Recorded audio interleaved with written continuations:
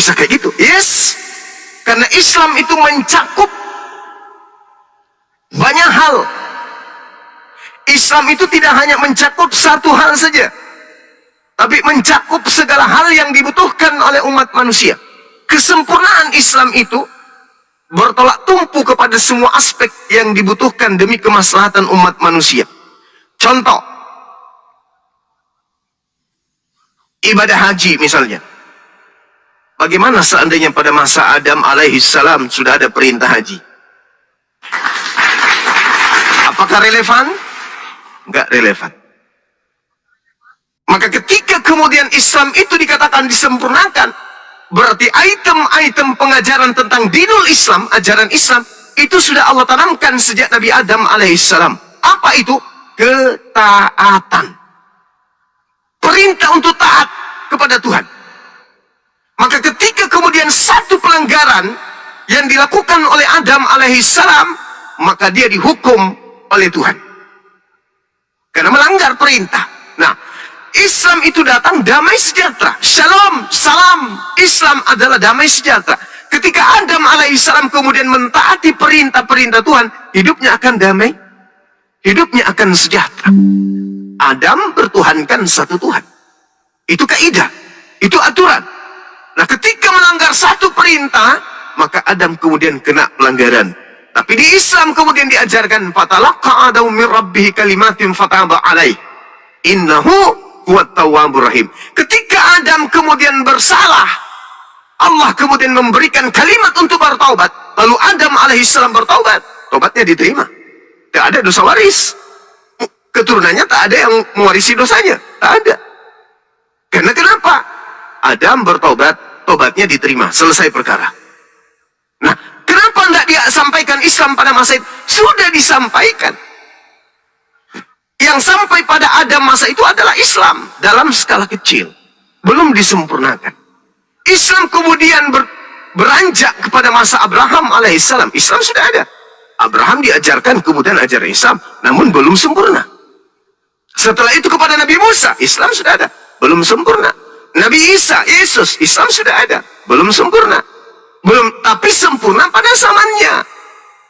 Karena ajaran-ajaran kepada Abraham, kepada Nabi Musa, kepada Nabi Isa, itu sifatnya hanya bersifat sementara. Karena kenapa? Itu hanya berlaku pada zamannya. Karena ajaran itu tidak relevan dengan semua zaman.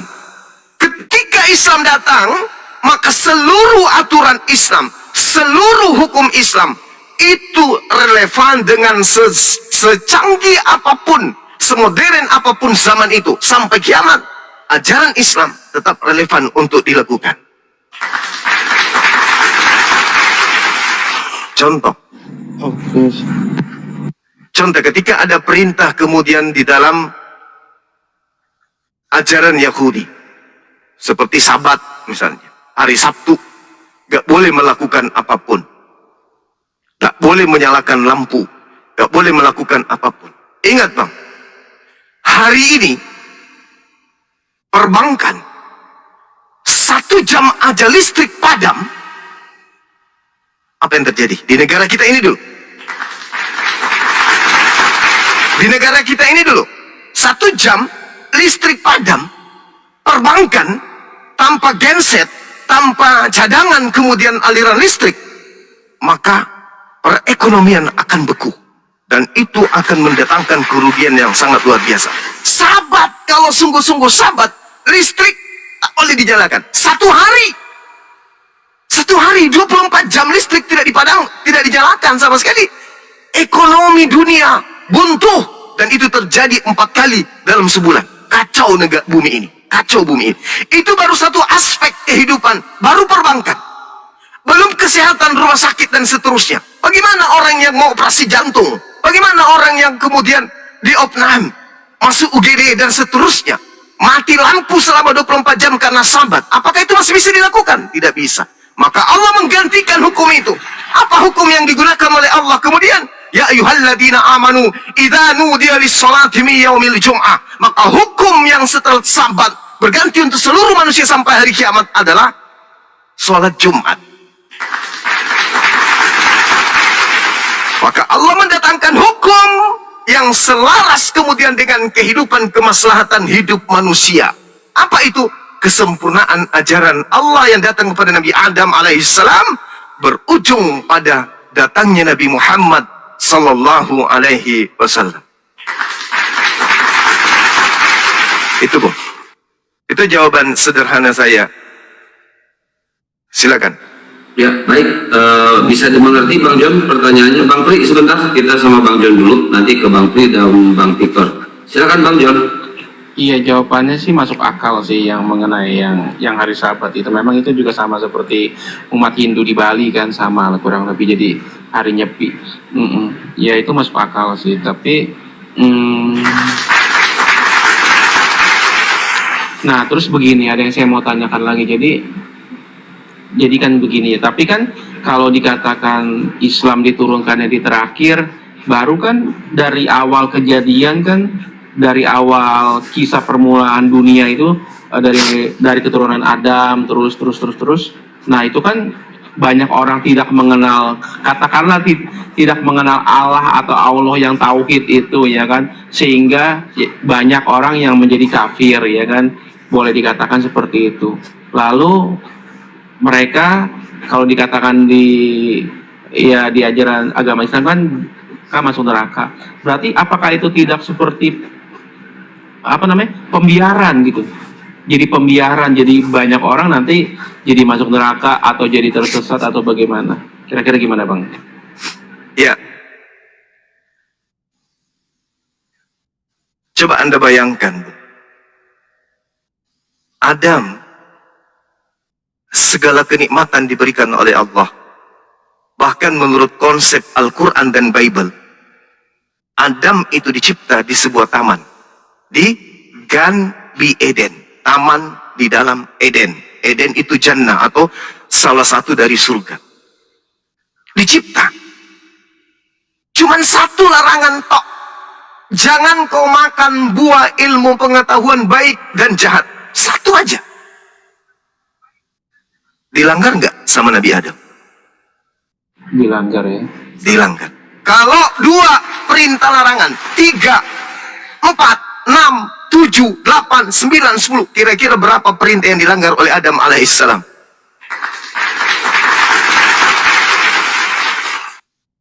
Bisa dihitung kalau ajaran Al-Quran dibawa pada masa Adam alaihissalam, maka Adam tak layak masuk surga. Karena akan penuh dengan pelanggaran-pelanggaran. Sama seperti ketika Nabi Musa diajarkan perjanjian baru. Allah mengatakan memberikan ketetapan kepada Nabi Musa dalam Al-Quran surah Al-A'raf ayat 145. Perintahkan kepada kaummu untuk berpegang teguh kepada hukum Tauratku. Apa yang terjadi, Bung? Dilanggar. Ini baru hukum-hukum yang datang skala kecil kepada umat Bani Israel. Sedangkan mereka, kalau Anda melihat Bible, mereka minta makanan dari langit, turun dari langit. Mereka minta kemudian diselamatkan, turun dari langit. Mereka kemudian ingin melihat kuasa Tuhan, turun dari langit. Apa yang mereka minta? Tuhan seketika beri secara spontan kepada mereka. Apakah mereka taat? Tidak. Sedikit aturan dikasih, dilanggar. Coba Anda baca Matius 23. Nomor 1, nomor 2, nomor 3.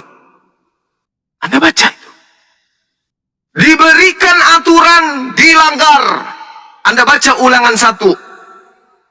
Bagaimana pelanggaran-pelanggaran yang diciptakan kemudian, yang dilakukan kemudian oleh orang Yahudi. Padahal aturan mainnya sedikit. Ulangan 11 nomor 30. Perintah yang kuberikan kepadamu itu ringan, mudah, dekat untuk kau jalankan. Tapi dilanggar. Bagaimana kalau ajaran Al-Quran yang dikasih kepada mereka? Semuanya akan dilanggar. Itu satu. Yang kedua, Al-Quran berbeda dengan kitab-kitab sebelumnya, Bu. Taurat datang, ada jaminan Allah, ada jaminan Elohim. Aku wahyukan Taurat, aku juga yang akan menjaganya. Ada? Nggak ada. Zabur, ada? Ada. Injil, ada perintah? Ada. Kenapa? Allah Maha tahu. Umat di mana kitabku, aturanku, aku wahyukan adalah umat yang tegar tengkuk. bisa memegang amanah. Sehingga hukum yang datang kepada mereka, ketika hukum ini diberlakukan untuk seluruh umat manusia sampai hari kiamat nanti, maka semua manusia akan tersesat. Dikenakan apa? Karena kitabku, firmanku sudah dirubah-rubah oleh mereka. Maka aturan mainku yang berguna untuk manusia seluruhnya sampai hari kiamat, harus kuamanahkan kepada bangsa yang bisa memegang amanah, yaitu Bani Yishmail.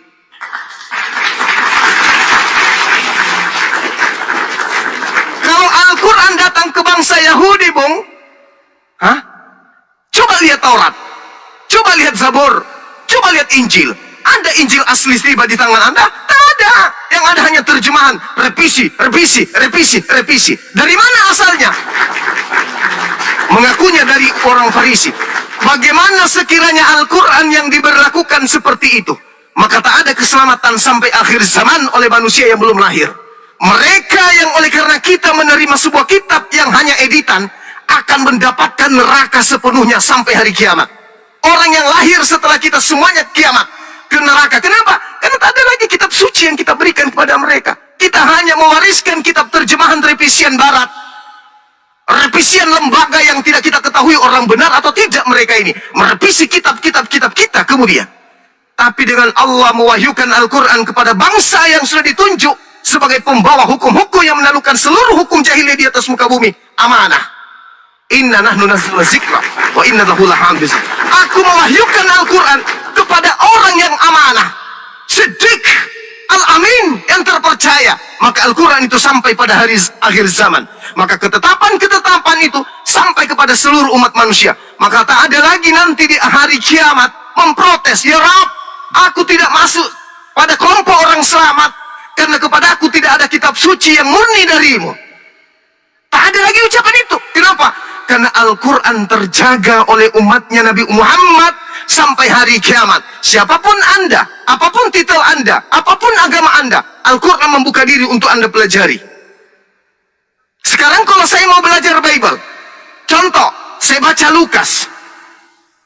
Apa yang saya temukan? Penulis Lukas tidak pernah bertemu langsung dengan Yesus. Kecewalah saya.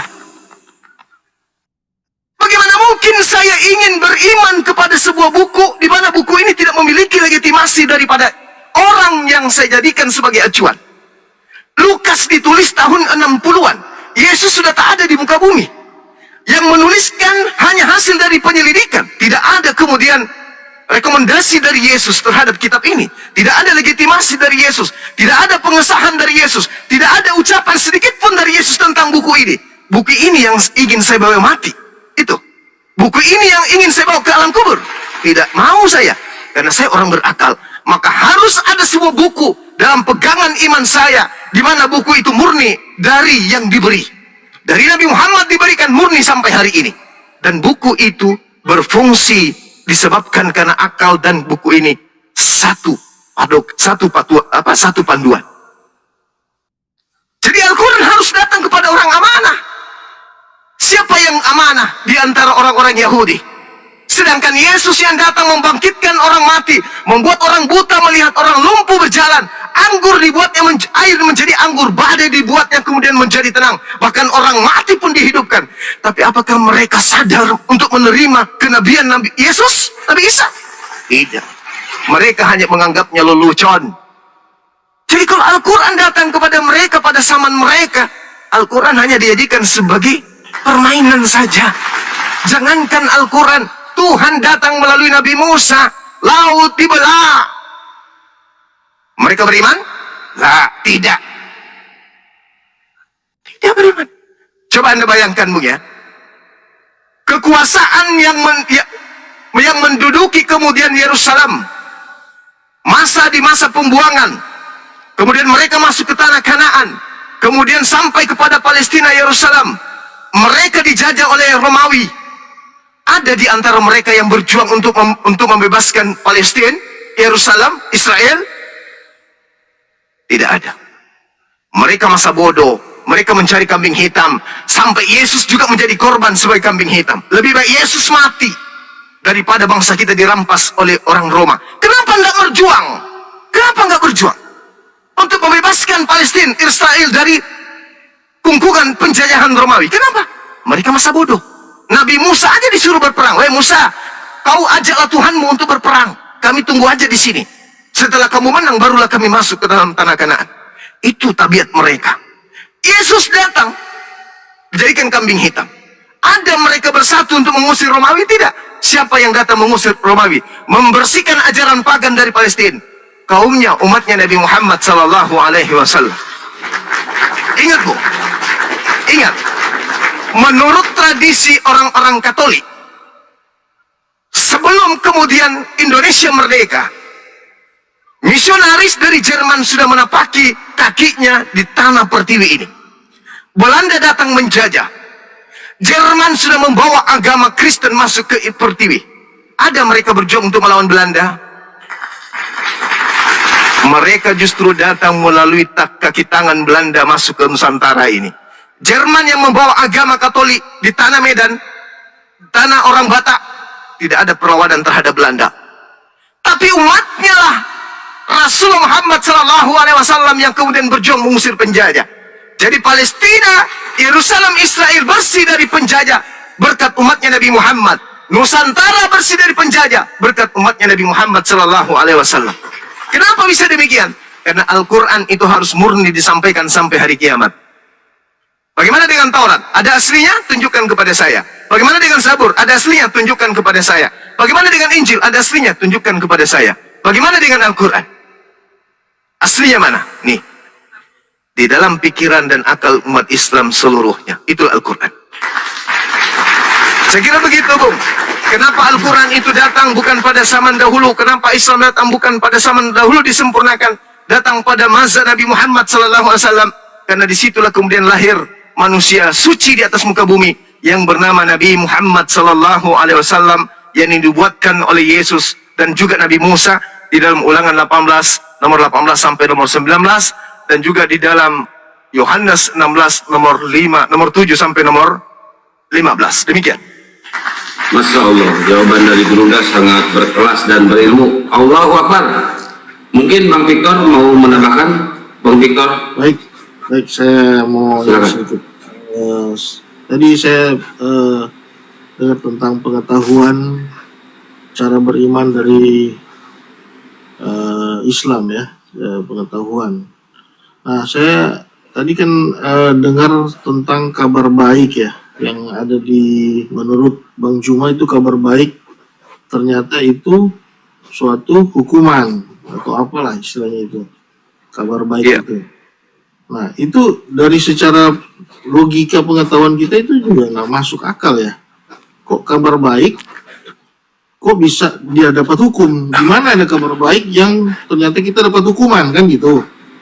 Ya, jadi menurut saya logikanya nggak masuk. Nah, yang kita percaya kabar baik itu justru yang datang dari Injil, bahwa dosaku sudah diampuni. Itu berita baik yang kita terima, yang itu yang jelas-jelas baik gitu. Secara logika masuk, ya kan, dosa kita diampuni, yang ditebus oleh Yesus. Itu benar-benar kabar baik yang masuk akal gitu. Justru yang tadi Bang Juma jelaskan itu justru nggak masuk akal ya. Baik, boleh dibantah sama Gurunda ya, Pak Victor? Boleh dijawab ya? Ya. Baik, silakan Gurunda. Mau dilanjut atau itu dulu ya? Oke. Ya, saya pun tidak panjang. Jadi gini, saya kasih analogi. Ketika ada orang kemudian berdiri di atas atau di tengah jalan, datanglah kemudian juru selamat menyampaikan kepada orang yang tadi, kamu berdiri di sini, kamu akan digilas kereta.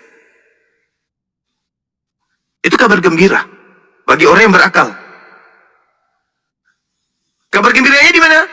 Dengan dia menggunakan akal, kalau saya tetap berdiri di sini, saya akan digilas motor. Saya digilas oleh kereta. Tapi kalau dia tidak mengindahkan kemudian berita itu, kata Al-Quran, "Fabashshirhum bi'azabin alim." Maka kabar gembiranya adalah asap yang pedih. Karena dia tidak mengindahkan kabar gembira tadi, maka asap yang pedih. Mati dia, digilas oleh kereta.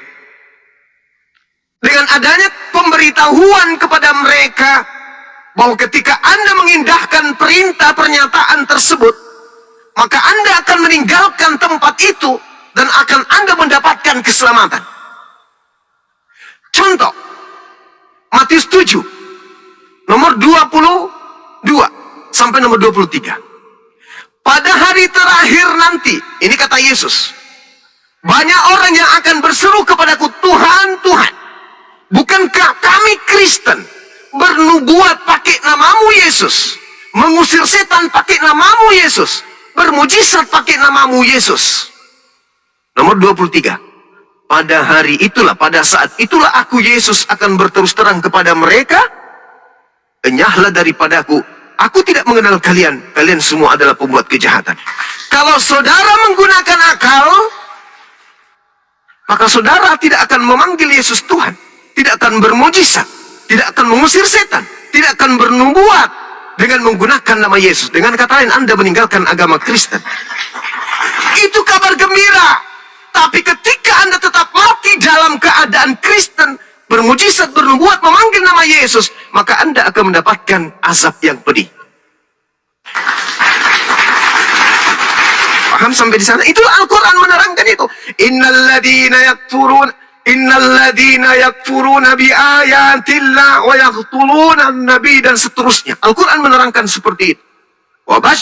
Fabashshirhum bi'azabin alim.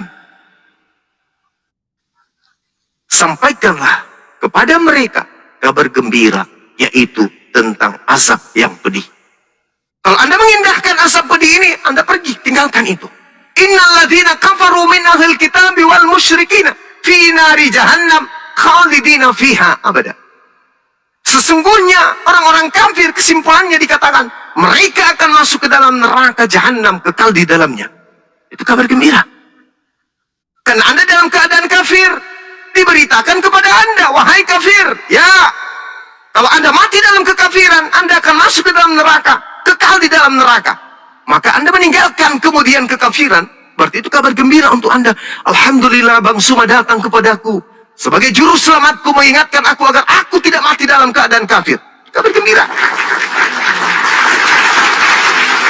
Tapi kalau Anda tidak mengindahkan, akal Anda matikan, Anda tetap aja di situ, bahkan menganggap Bang Suma sebagai penghujat, maka Anda akan mendapatkan asap yang pedih. Kabar gembiranya berubah menjadi asap pedih, karena tidak mengindahkan kabar gembira yang datang kepada umat Islam itu Anda.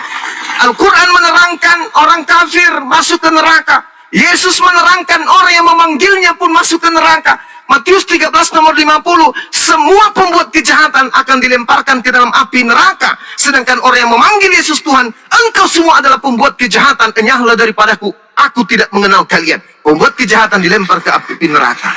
Kurang apa lagi? Sekarang Anda mau menerima kabar gembiranya ini, Anda jadikan sebagai kabar asap yang pedih, atau Anda ingin menjadikan ini adalah solusi untuk keluar daripada asap yang pedih tersebut? Kembali kepada saudara. Ya, baik. Teman-teman mohon ditetap layar ya, biar komennya kuat, karena akun Gurunda banyak yang kena report. Mudah-mudahan yang ini kuat.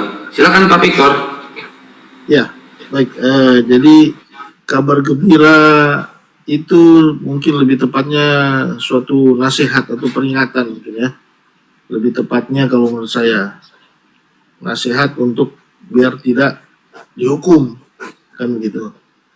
Kalau kabar gembira, kalau menurut saya lebih tepatnya kabar gembiranya yaitu kita mendapat sesuatu yang tidak seharusnya kita dapat itu namanya kabar gembira. Kalau yang menurut saya, secara logika saya, gitu. Nah, kemudian soal Yesus Tuhan, ya ini kita lanjut lagi aja. Untuk Yesus Tuhan, menurut kita, kenapa kita menuhankan manusia atau apalah istilahnya. Nah, kita tidak pernah merasa menuhankan manusia sebagai orang Kristen, karena sebagai orang Kristen itu kita percaya bahwa Yesuslah memang dari awalnya dia adalah Tuhan, dia menjadi manusia. Jadi tetap dia adalah Tuhan, bukan manusia yang dituhankan, begitu. Nah, kenapa dia di dalam Alkitab tidak pernah mau cari dalilnya bahwa Yesus mengaku dia Tuhan atau dialah Tuhan atau apalah istilahnya yang ditanyakan berulang-ulang oleh Bang Juma dan kawan-kawan, itu tidak akan ketemu memang, karena memang Tuhan itu datang ke dunia ini bukan untuk mengaku bahwa dia adalah Tuhan atau percayalah kepada aku, kan gitu. Dia tidak perlu datang untuk kita percaya kepada dia, tidak perlu dia datang sebagai manusia, begitu, sebagai Yesusnya ini, karena dia memang Tuhan. Dia tidak perlu kita sembah, dia Tuhan. Kita tidak perlu kita muliakan, dia tetap mulia, begitu. Itu yang saya pahami. Gitu. Jadi dalil-dalil apapun yang untuk biar orang Islam percaya bahwa Yesus itu Tuhan memang tidak ada dan tidak diperlukan untuk percaya kepada Yesus, begitu. Kita percaya kepada Yesus karena dia perbuatan dia di kayu salib itu, gitu. Jadi itu yang saya cuma mau kasih tahu bahwa nggak perlu ada kata Yesus Tuhan dan sembahlah dia, begitu. Semua orang Kristen pasti seperti itu. Ya, mungkin matinya Yesus di tiang salib itu kabar baik buat Kristen. Silakan Guru Juma. Jadi gini, Bung. Allah Subhanahu wa taala menjelaskan di dalam Al-Qur'anul Karim, A'udzu billahi minasyaitonir rajim. Wa makaru wa makarallah. Wallahu khairul makirin. Mereka orang-orang kafir membuat tipu daya. Kemudian Allah membalas tipu daya mereka. Dan sungguh Allah itu adalah sebaik-baiknya pembalas tipu daya. Jadi kalau ada orang menipu, lalu kemudian tipuannya dianggap berhasil, padahal ternyata tipuannya memakan dirinya sendiri, inilah saudara-saudara Kristen. Inilah yang terjadi pada saudara. Anda mencoba mengatakan Yesus itu adalah Tuhan. Dari aspek mana kira-kira? Sementara Yesus membantah dirinya Tuhan. Kenapa Yesus tidak mengajarkan dirinya Tuhan? Karena Yesus sadar, dia bukan orang gila. Dia sadar sesadar-sadarnya kalau dia adalah manusia. Kesaksiannya Yohanes 5 nomor 36. Ada kesaksianku yang lebih penting dari kesaksian Yohanes Pembaptis. Bahwa semua mujizat yang aku lakukan, mujizat itulah yang bersaksi tentang aku. Bahwa Bapa Tuhan yang telah mengutus aku. Jelas itu, Bung. Itu kesaksian Yesus. Jadi kalau saya malam ini bersaksi di hadapan saudara, Yesus itu bukan Tuhan, apalah Bang Zuma ini? Siapalah Bang Zuma ini?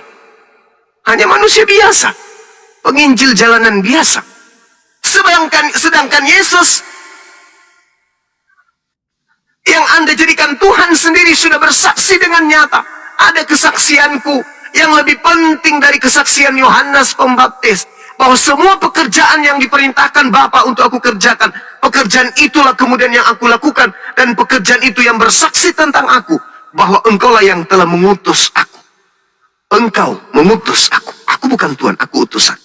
Hidup kekal itu, Yohanes 17 nomor 3, adalah mereka mengenal engkau satu-satunya Tuhan yang benar. Satu-satunya Tuhan yang benar, engkau. Aku bukan Tuhan, aku harus kau kenal sebagai utusan Tuhan. Kalau Yesus pun bersaksi demikian, Anda menolaknya. Lalu bagaimana mungkin Anda bisa percaya kepada Bang Zuma? Semua serahkan kepada Allah. Tapi saya ingin mengatakan begini, Bu. Dalam Yohanes 7 nomor 28-29, Yesus telah menerangkan. Kita baca sama-sama apa yang dikatakan oleh Yesus di sana. Engkau tidak mengenal Allah. Engkau tidak mengenal Bapa. Engkau tidak mengenal Tuhan. Engkau memang mengenal aku. Tapi engkau tidak mengenal Bapakku. Dari pernyataan Yesus itu saja, Kita sudah tahu bahwa Yesus ini sedang menyatakan kalau dirinya itu bukan Tuhan. Yohanes 7 nomor 28.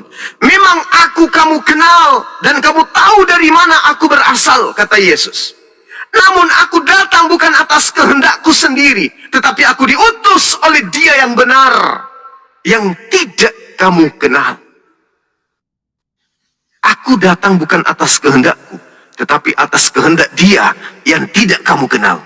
Engkau memang mengenal aku, tapi kamu tidak mengenal Dia yang mengutus aku. Kamu mengenal aku, tapi kamu tidak mengenal Dia yang mengutus aku. Berarti aku dan Dia yang mengutusku bukan sesuatu yang satu. Aku kenal Dia. Aku kenal Dia. Sebab aku datang dari Dia. Dialah yang mengutus aku. Kamu mengenal aku, tapi kamu tidak mengenal Dia. Kurang apa lagi coba? Iya, silakan. Salam, apa kabar Bang Suma? Baik. Apa kabar teman semua? Baik kawan. Cuman sering mau bersini. Waduh, semoga cepat sehat ya. Iya, amin, amin. Tadi saya sempat dengar Bang Suma mengatakan di hidup yang kekal itu di berapa? Yohanes 17 nomor 3. Yohanes 17 ayat 3. Bentar. Inilah hidup yang kekal itu, yaitu mereka mengenal Engkau, satu-satunya Allah yang benar, Betul. dan mengenal Yesus Kristus yang telah Engkau utus. Itu ya? Yes.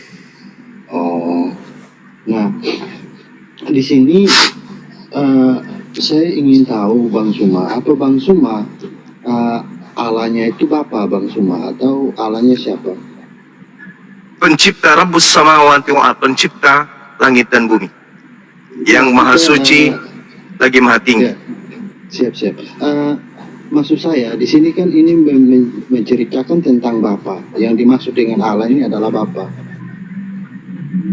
Iya, yang dimaksud Tuhan di situ Bapa. kenapa Tuhannya Yahudi kemudian mereka panggil dengan sebutan Bapa?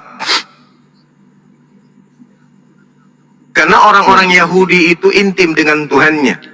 Tuhan bersama dengan mereka. Inni ma'akum. Amsal 3 nomor 11 nomor 12. Dengarkanlah didikan Tuhan agar engkau memperoleh hidup. Taatilah perintah Tuhan, sebab Tuhan mengasihi engkau selayaknya ayah yang memberikan didikan kepada anaknya. Coba Anda baca situ. Jadi itu selayaknya Bapak yang memberikan didikan.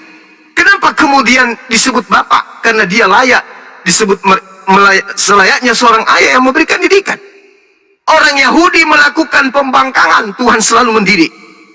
Sampai kemudian pada endingnya Nabi Isa Yesus datang pun Tuhan masih memberikan didikan. Bahkan sampai datangnya Nabi Muhammad, qad ja'akum rasuluna yubayyinu lakum, telah datang kepadamu wahai orang Yahudi, wahai pembangkang nabi-nabiku, wahai pembunuh para nabiku, telah datang kepadamu rasulku yaitu Nabi Muhammad. Diperintahkan, ikutlah kepadanya untuk jalan keselamatan. Qul in kuntum tuhibbunallah fattabi'uni yuhibbukumullah wa yaghfir lakum dzunubakum.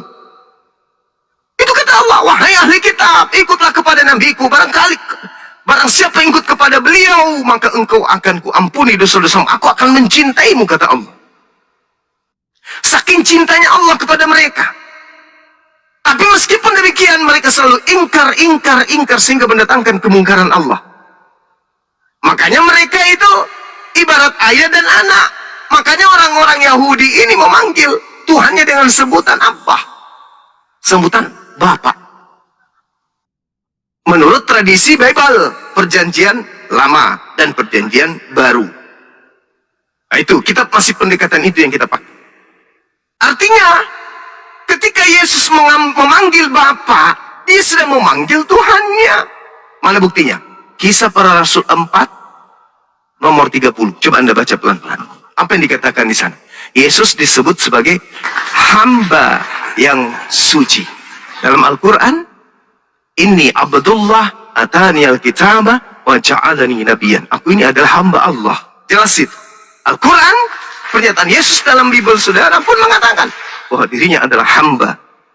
Yohanes 4 nomor 22. Aku Yesus menyembah apa yang aku kenal. Kalian menyembah apa yang tidak kalian kenal. Yesus hamba. Inni abdullah. Atani alkitab wa ja'alani nabiyyan. Yesus mengaku itu, Bung. Jadi ketika ada orang bertanya, Anda bertanya, apakah Allah sama dengan Bapa? Ingat, Bapa yang Yahudi maksud adalah Elohim. Yesaya 59 nomor 15. Elohim adalah hakikat yang maha tinggi dan juga maha suci. Dalam Al-Quran disebut Subhanahu wa ta'ala. Jelas itu. Jadi kita tidak bisa kemudian mengingkari, memungkiri bahwa apa yang datang berupa pernyataan-pernyataan Tuhan kepada Bani Israel itu adalah pernyataan yang berasal dari Sang Hakikat Subhanahu wa ta'ala. Demikian. Oke, terima kasih Bang Suma. Nah, saya hanya bertanya, apakah Tuhannya Bang Suma itu Bapa sama seperti yang dikatakan di tadi Yohanes itu atau tidak? Nah, Bang Suma seharusnya menjelaskan itu. Nah, ya Sama, Bu. tadi Bang Sama. Suma. Nah, masalahnya mungkin coba Bang Suma tunjukkan kepada saya di Al-Quran di mana ada tertulis bahwa disebutkan Allah itu adalah Bapa. Nah, itu nanti tolong nanti tunjukkan kepada saya. Terus nanti Bang Suma juga di sini saya temukan bahwa Tuhan bangsa Israel itu mungkin kita lihat di Kejadian 17 itu ketika Abraham berumur 99 tahun, maka Tuhan menampakkan diri kepada Abraham. Ya, jadi Tuhan menampakkan diri kepada Abraham. Di Kejadian 18 ayat 1 juga di sana Tuhan menampakkan diri kepada Abraham. Nah, saya ingin tahu dari Bang Suma, apakah Allahnya Bang Suma itu menampakkan diri dan itu kepada siapa? Silakan Bang Suma. Oke. Anda bisa membaca kemudian di dalam Al-Quran surah Al-Araf. Al-Quran surah Al-Araf. Ya, sebentar. Al-Araf itu Al-Quran surah berapa ya? Ya, ketika kemudian Allah, Nabi Musa alaihi salam, atau baca di dalam Al-Quran surah Taha, Yang penampakan Anda baca dalam di mana? yang penampakan di balik pohon tuh ya, suara di balik pohon tuh ya. Iya, betul. Itu kan di Musa kan itu sudah ada tertulis di dalam Kejadian, Bang Suma. Maksudnya? Maksud saya itu sebelum ada, misalnya kan dari Adam sampai sampai Nabi Muhammad, ya kan? Ya. Dari Nabi Muhammad kan yang memperkenalkan Allah kan Nabi Muhammad. Nah, itu start dari sana. Itu Allah pernah menampakkan diri start dari sana. Itu kepada siapa? Kepada Nabi Musa kan maksudnya ini ya? Enggak, maksud saya begini Bang Suma. Maksud saya Nabi Adam, mulai dari Adam sampai Yesus atau Isa itu kan itu sebelum Nabi Muhammad datang kan memperkenalkan Allah, ya kan? Nah, itu start dari Nabi Muhammad itu sampai sekarang itu Allah pernah menampakkan diri kepada siapa? Loh, tadi bukannya di awal tadi saya sudah membacakan ayat suci Al-Quran ya? Dalam Al-Quran surah Qaf ayat 16 coba Anda baca. Kaf itu ukuran surah berapa ya? Ayat surah berapa itu teman-teman? Qaf itu surah berapa ya? Ada yang tahu? Qaf ayat 16. Qaf itu surah berapa? Ada yang tahu?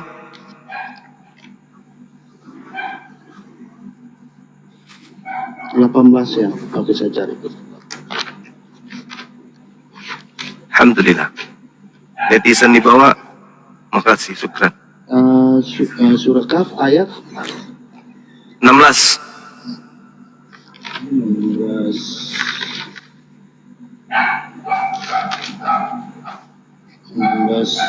Dan jika kami hendak membinasakan Walaqad khalaqnal insan wa na'lamu ma tuwaswisu bihi nafsuh.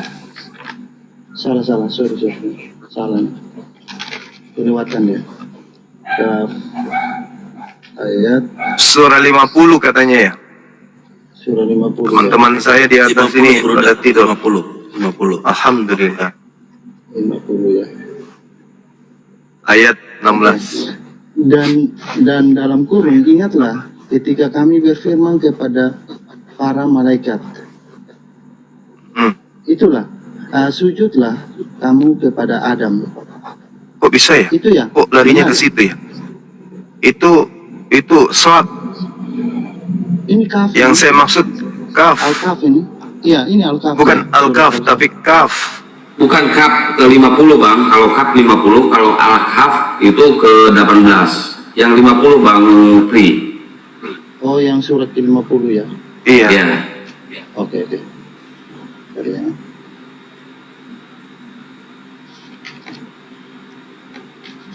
Walaqad khalaqnal insan wa na'lamu ma tuwaswisu bihi nafsuh. Oh, Kaf. Kaf ayat ke berapa Bang Suma? 16. 16. Bentar ya.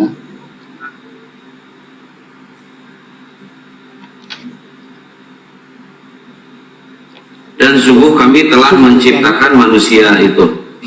Iya, ya benar. Dan mengetahui apa yang dibisikkan oleh hatinya. Dan kami lebih dekat kepadanya daripada urat lehernya. Itu ya. Ya. Yes. Ya, maksud saya di mana dia menampakkan dirinya Bang Suma. Oke, baik. Oke. Sekarang begini, Bu. Kalau Anda makan, dalam tubuh Anda itu masuk nutrisi makanan, apakah Anda yang mengatur ini yang ke tangan, ini yang ke kaki, ini yang ke otak, ini yang ke mata? Anda yang mengaturnya.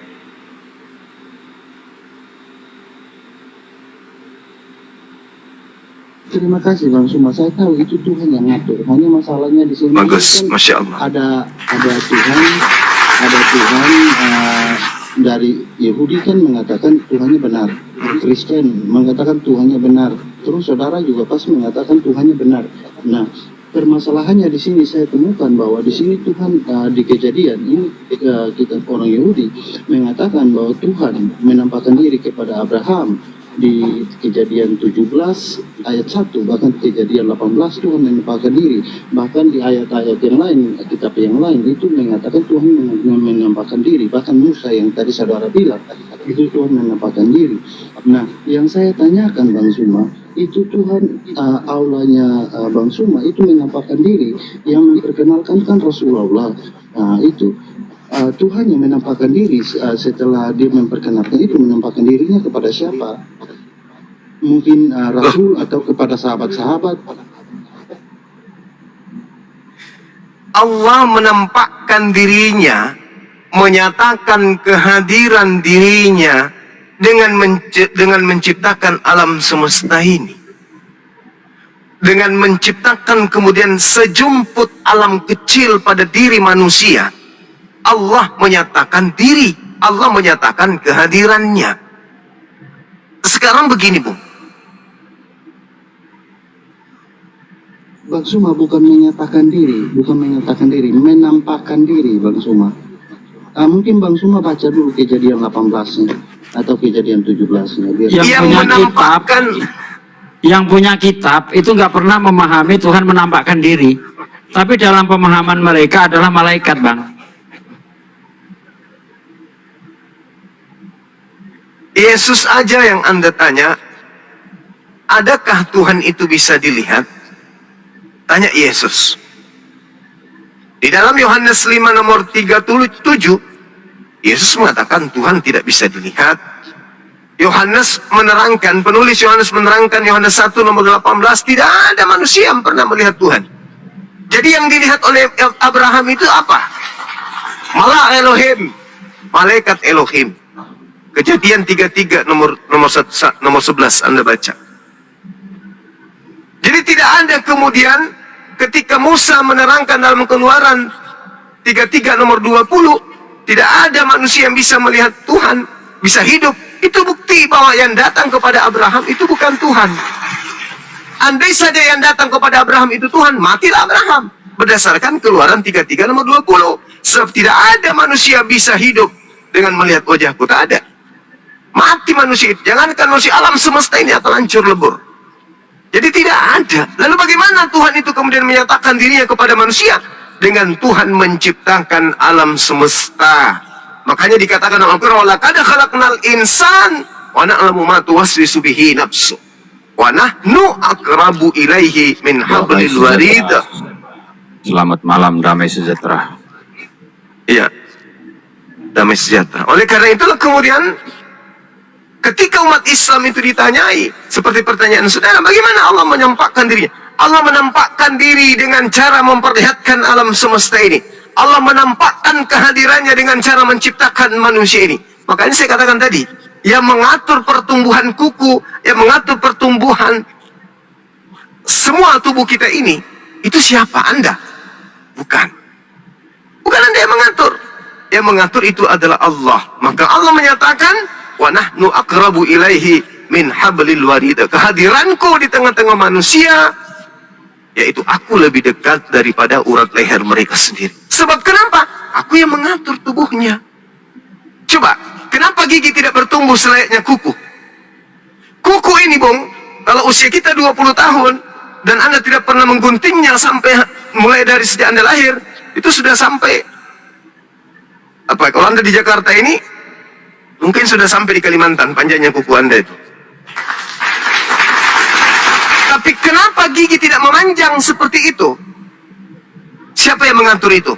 Allah. Bagi orang yang berpikir, pasti ada yang mengaturnya. Itulah Allah yang kami sembah, yang mengaturnya. Meskipun tak nampak, tapi kami meyakini bahwa Allah itu ada. Oke, Anda coba lihat di dalam 1 Timotius 6 nomor 16, boleh Anda bacakan ke saya? Boleh dibaca, Bang? 1 Timotius 6 nomor 16. Bentar, 1 Timotius nggak ada pasal 6, Bang Suma. 1 Timotius 6 ayat 6 mungkin. 1 Timotius nggak sampai pasal 6 dia. 1 Timotius ya, saya salah. 1 Timotius 6 Ayat saya pikir 6, ya. Tesalonika, sorry. Tadi saya pikir. Saya kira Tesalonika tadi. 1 Timotius 6 ayat 6. 16. 6. Ayat 16 ya? Iya 16. Ya. Dialah satu-satunya yang tidak takut kepada maut, bersemayam dalam terang yang tidak terhampiri. Seorang pun tidak pernah melihat dia. Dan memang yang itu ya. Dan memang manusia tidak dapat melihat dia. Baginya lah hormat dan kuasa yang kekal. Amin. Ya. Itu siapa, Bang? Iya, Yesus itu atau benar. Tuhannya Yesus? Tanya dulu, itu Yesus atau Tuhannya Yesus? Ini Bapak Bang Suma. Tuhannya Yesus kan? Ini Bapak. Ya itu loh, tanya itu bapaknya Yesus, Tuhannya Yesus kan? Iya, ini Bapak. Jadi, oke Bang Suma, memang Bapak itu tidak, kami umat Kristen tidak pernah mengklaim bahwa Bapak itu dapat dilihat seperti itu, Bang Suma. Tapi Itulah tidak yang kami tertulis sembah. bahwa- Yang maha suci lagi maha tinggi. Nah masalahnya Bang Suma, Tuhannya Bang Suma Allah, sedangkan Tuhannya kami itu Bapak, Bang Suma.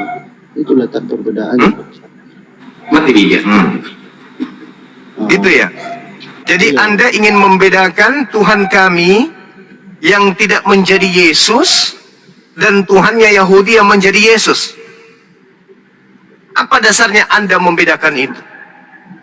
Begini Bang Suma, tadi kita bahas bahwa Tuhan menampakkan diri, mau dia pakai malaikat, mau dia pakai Tadi Anda membaca 1 Timotius tadi tuh, itu salah. Iya, itu benar Bang Suma. Tapi Lalu Anda mengatakan mengambil Tuhan wujud. menampakkan diri. Iya, dia memakai wujud malaikat. Karena tidak tertulis bahwa melihat malaikat orang akan mati kan, Bang Suma? Oh, berarti menurut saudara menurut saudara Tuhan Anda itu berubah wujud menjadi malaikat gitu? Mungkin Bang Suma baca dulu kejadiannya Bang Suma, biar Bang Suma tahu. Kejadian Berapa? Kejadian 17. Ini Bukan kejadian 17, bukan. Kejadian 17 ayat 1. Coba baca dulu Bang Suma. Coba Anda baca, coba. Oke, saya tampilkan ya. Ya.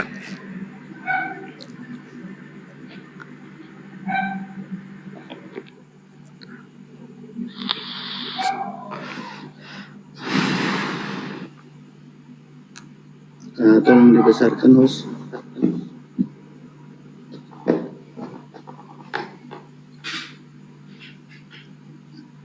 Bisa tolong dibesarkan? Ini ketika Abraham berumur 99 tahun, maka Tuhan menampakkan diri kepada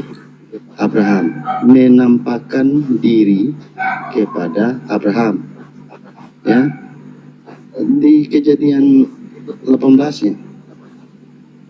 Kemudian Tuhan menampakkan diri kepada Abraham, lagi-lagi dia menampakkan diri nih.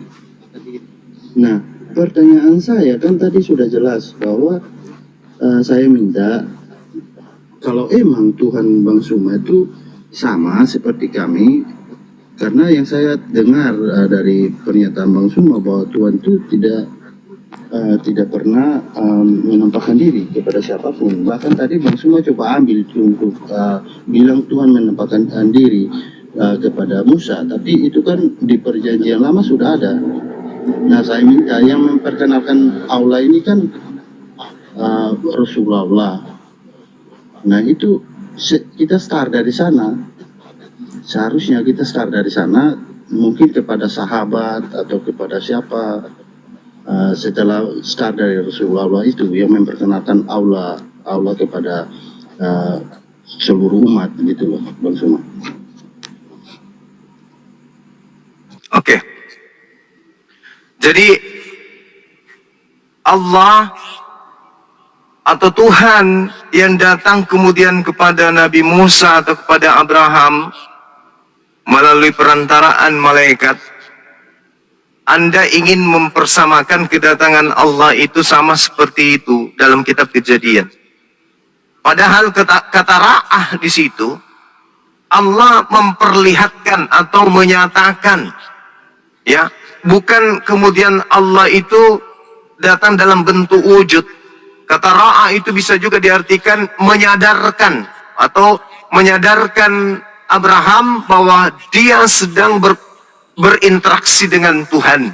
Di dalam Al-Quran surah Asy-Syura ayat 51, tidak patut bagi manusia untuk berjumpa langsung dengan Tuhannya kecuali melalui 3: wahyu, tabir, malaikat.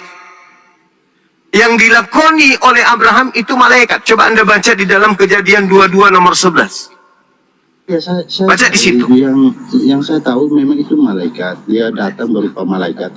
Hanya kan Yes. hanya di sini saya ingin tahu, mungkin Tuhannya Bang Suma mungkin ada menampakkan diri, mau melalui malaikat kayak melalui siapa kayak, tapi Tuhannya itu datang dan menampakkan diri kepada mungkin Rasulullah atau sahabat-sahabatnya, mungkin ada tulis di dalam kitab saudara atau gimana.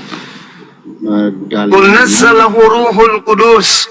Roh Kudus datang 22 tahun lebih kepada baginda Rasulullah Muhammad sallallahu alaihi wasallam. Itu.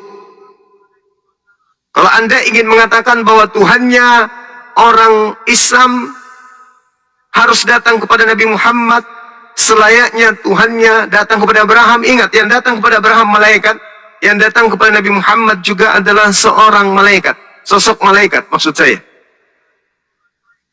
Jadi gimana dong? Yang datang kepada Nabi Muhammad itu malaikat itu Tuhan atau bagaimana? Atau utusan? Itu malaikat. Itu malaikat Tuhan. Qul nazzalahu ruhul kudus min rabbika bil haqq. Dia adalah Roh Kudus, Utusan. malaikat Tuhan. Iya, malaikat Roh. kan sama dengan utusan kan? Iya. Ya, utusan. Nah, ini masalahnya bukan utusan, Bang Suma. Loh, lalu yang datang kepada Abraham ini siapa? Ini bukan utusan, Bang Suma. Itu apa? Kalau bukan utusan? Tuhan yang mengambil wujud malaikat itu, tapi Tuhan sendiri. Aduh, Bukan tidak utusan. ada itu, Bang. Nggak ada. Tidak ada Tuhan menjelma menjadi bukan Tuhan. Itu tak ada. Di mana dalilnya Tuhan menjelma jadi bukan Tuhan? Di mana dalilnya Tuhan menjelma menjadi malaikat? Bang Suma, tadi saya tunjukkan ini ya Bang Suma. Mungkin Bang Suma lihat lagi deh. Ini Bang Suma lihat lagi. Ya, Sekarang malaikat itu Tuhan atau bukan? makanya Bang Suma lihat dulu. Enggak, aku tanya dulu, Bang. Malaikat itu Tuhan atau bukan? Bang Suma lihat dulu. Kenapa di sini Iya. ditulis Tuhan? Ya, Dijawab oleh Yesus di dalam Yohanes 10 nomor 34, 35, 36. Yesus yang menjawabnya, jangan saya. Jangan saya. Yesus yang menjawab itu. Iya, kita jangan loncat-loncat dulu. Ada ayat yang Yesus yang menjawab itu, Bung. Yesus mengatakan di dalam kitabmu sendiri, ya, bukankah di dalam kitab Taurat dikatakan siapapun yang datang menyampaikan firman maka dia adalah Tuhan. Betul Bang Suma. Bang Suma lihat kalau di sini kalau malaikat maka pasti tulis maka malaikat Tuhan datang kepada Abraham. Masalahnya di sini ditulis maka Tuhan menampakkan diri. Bung, Ya, Tuhan menampakkan diri melalui ciptaan. Itu tidak salah. Tetapi bukan Tuhan yang datang dalam bentuk ciptaan. Tuhan menyatakan, Tuhan menampakkan, Tuhan memperlihatkan keberadaannya melalui ciptaan. Itu tidak salah. Tuhan menyatakan keberadaannya, kehadirannya melalui ciptaannya. Itu tidak salah. Adanya malaikat bukti adanya Tuhan. Tetapi malaikat ini bukanlah Tuhan. Coba Anda baca di dalam Kejadian 22 nomor 11 yang saya tunjukkan tadi. Dan Anda baca lagi pengakuan Yesus dalam Yohanes 10 nomor 34, nomor 35, 36. Bukankah di dalam kitab Taurat dikatakan siapapun yang diserai tugas untuk menyampaikan firman, maka dia adalah Allah. Tuh, itu jelas itu. oke. Bang Suma, masalahnya di sini tertulis begitu. Masa saya harus percaya yang tidak tertulis kan tidak mungkin, Bang Suma. Mazmur 82 itu juga nggak disebut malaikat, tapi di situ malaikat. Coba Anda baca Mazmur 82 itu. Iya, saya kan tadi bawakan kejadian. Iya, Bang Zuma itu sudah menerangkan bahkan malaikat pun bisa disebut Tuhan. Musa. Musa disebut Tuhan. Musa Keluaran disebut Tuhan. 7. Keluaran 7 nomor 1. Keluaran 7 ya, bentar saya lihat. Berfirmanlah Tuhan kepada Musa, lihatlah aku mengangkat engkau sebagai Allah bagi Firaun, Harun, abang. Nah, di sini Tuhan mengangkat Musa sebagai Tuhan bagi Firaun. Nah, pertanyaannya kalau Musa saja diangkat sebagai Tuhan, kenapa kenapa Bang Suma menolak Yesus sebagai Tuhan? Nggak paham dia Bang Juma. Padahal sudah diterangkan tadi itu Yohanes 10 ayat 34. Nah, itu beda. Ini beda lagi ayatnya. Jadi maksud dari begini Bang Suma, kenapa Tuhan mengangkat Musa sebagai Tuhan bagi Firaun? Maksudnya begini, supaya bangsa Israel bahkan Firaun itu harus taat kepada hukum Taurat yang dibawa oleh Musa itu, ajaran-ajarannya Musa itu. Jadi taat kepada ajarannya Musa itu sama dengan taat kepada Tuhan Yahweh itu. Nah, begitupun kami Kristen, taat kepada Yesus itu sama artinya taat